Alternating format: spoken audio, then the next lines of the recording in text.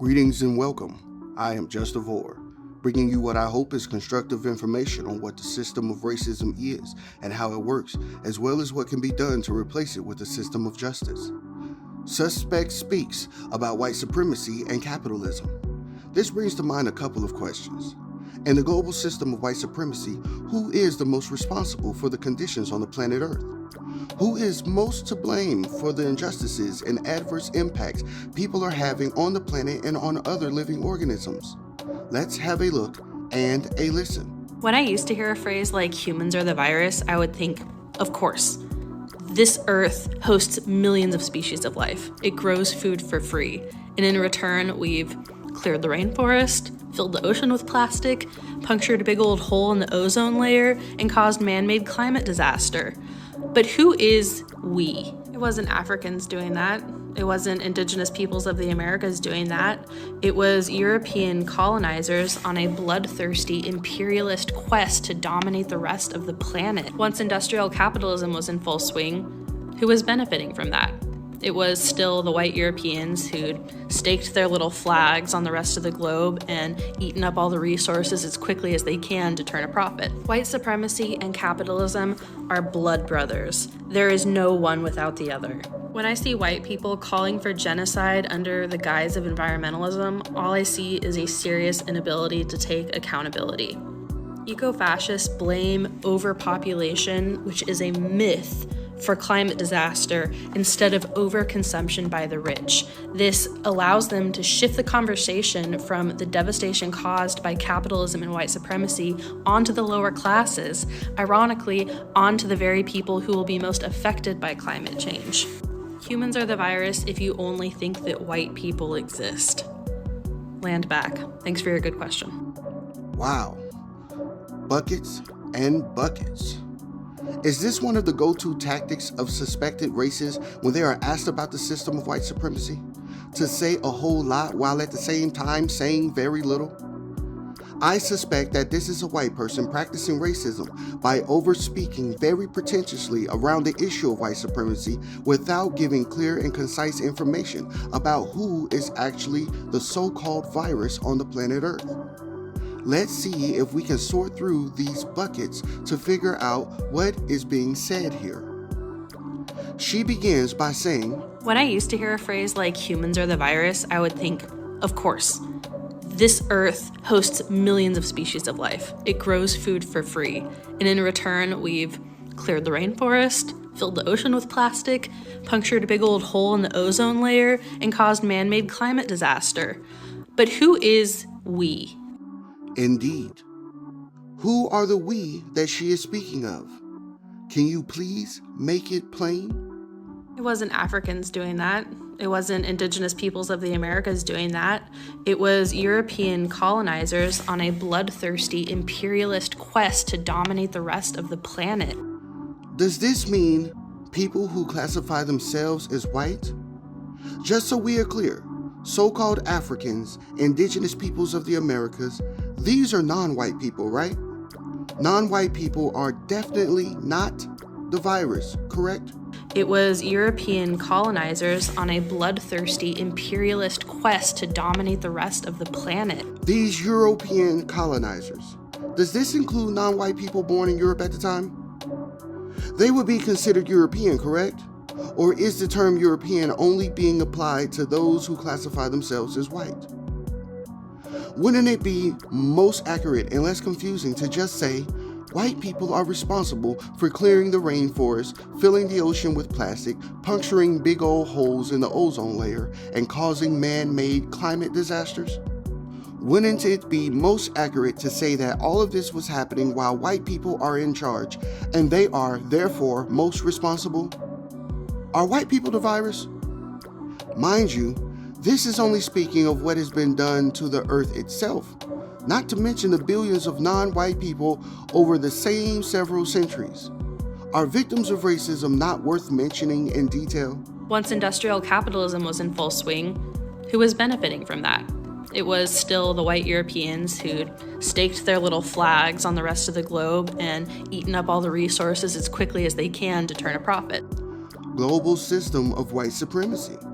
The way she is describing these white Europeans and the way they went about doing things sounds similar to the definition we use for the terms racism and white supremacy, which is a global system of people who classify themselves as white and who are dedicated to the mistreatment and subjugation of all those they have classified as not white.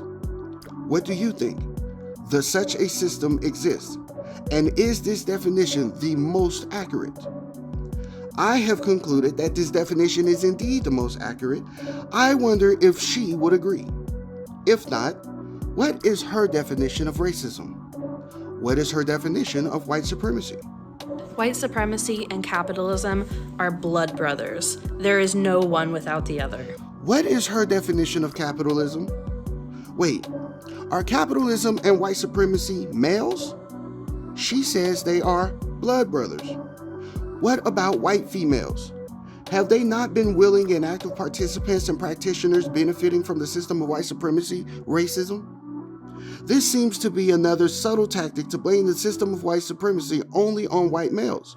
But don't white females, old and young, play their role on the white team? Every white male has or had a mother, correct? Who is considered the first teacher of the child? Isn't it the mother? While white fathers are not around, isn't it the white woman who is teaching and reinforcing the culture and religion of white supremacy to the children? How often are white males attempting to justify their mistreatment of non-white people on their duty to protect and defend the white female? Is this white woman a so-called modern-day feminist? Why is it that nowadays, when white females are acting as so-called white allies or white friends, they attempt to throw the white male under the whites-only bus as though we don't remember that they were just driving the bus right over us moments ago?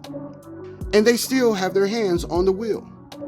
Imagine being in the position to dominate people while presenting yourself as a victim. Deceptive and confusing, isn't it?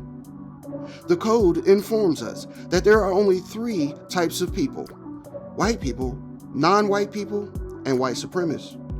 It can be difficult to tell who the races are. What non-white people need is for white people who say that they are not racist to inform us of who the races are and how they practice racism.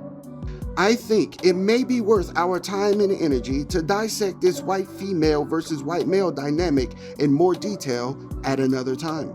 White supremacy and capitalism are blood brothers. There is no one without the other. Are all white people so-called capitalists? What definition does she use for capitalism? If a person who classifies themselves as white and is accepted as white by other white people decides that they are a socialist or a communist, does this mean that they can't be a white supremacist? Is it possible for the racist, white supremacists to establish and maintain any economic system they wish and still practice white supremacy? When I see white people calling for genocide under the guise of environmentalism, all I see is a serious inability to take accountability. She actually said white people here.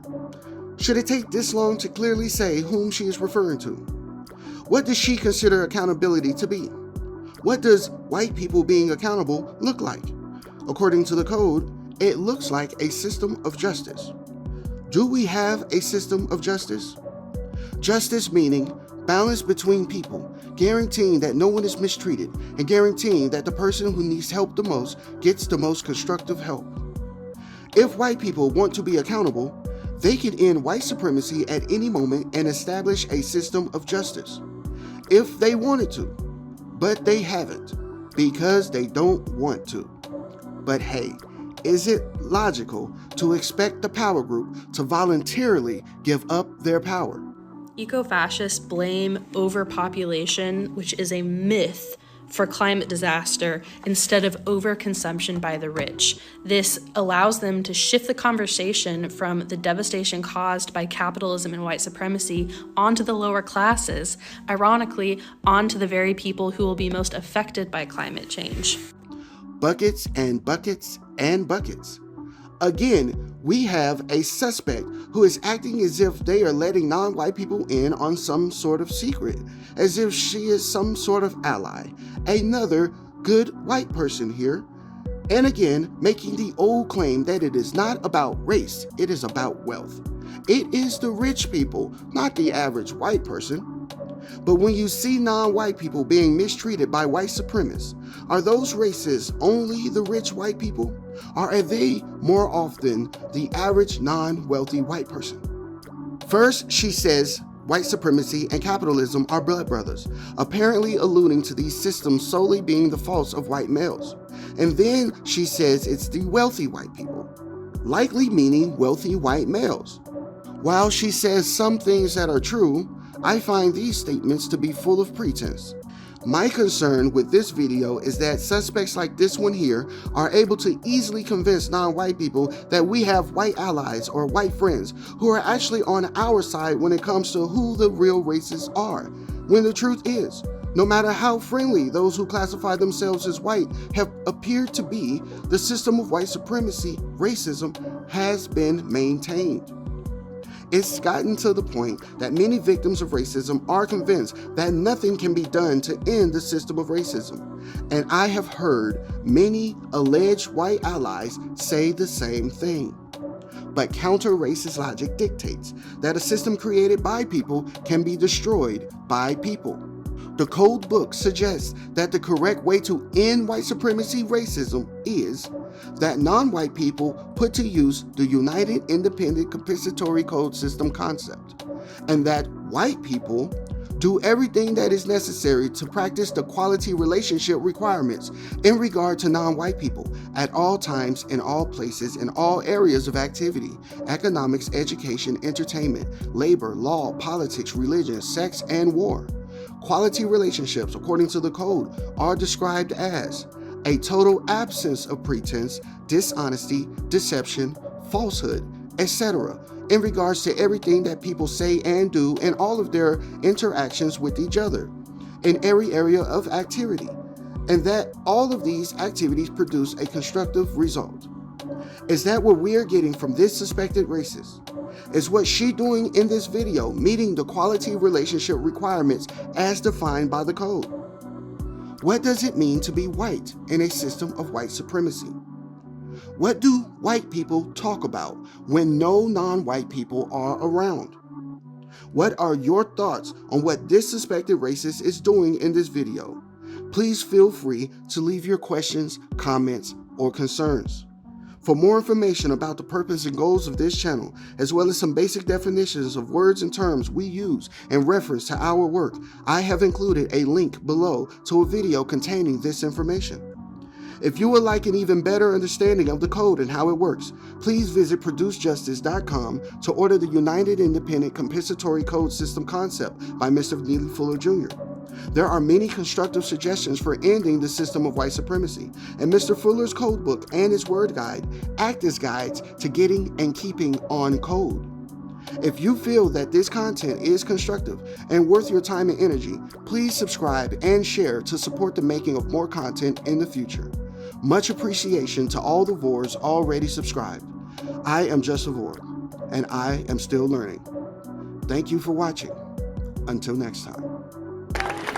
Let me say something that gets to the very crux of the matter, and this may be offensive for some to hear who are not on the side that we're on. White people, we have been the problem for 400 years. Say that again. Let me say it one more time for those of you who didn't hear me. White people, we have been the problem for 400 years.